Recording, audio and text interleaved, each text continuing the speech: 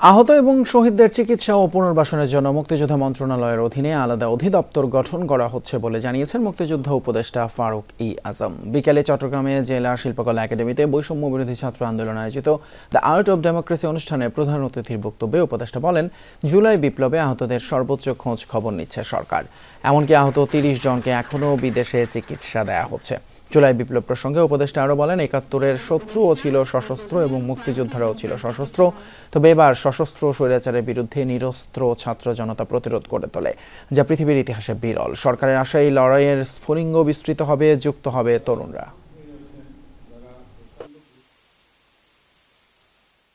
মুক্তিযুদ্ধ বিষয়ক মন্ত্রণালয়ের অধীনে সরকার অতি দ্রুত একটি অধিদপ্তর গঠন করেছে।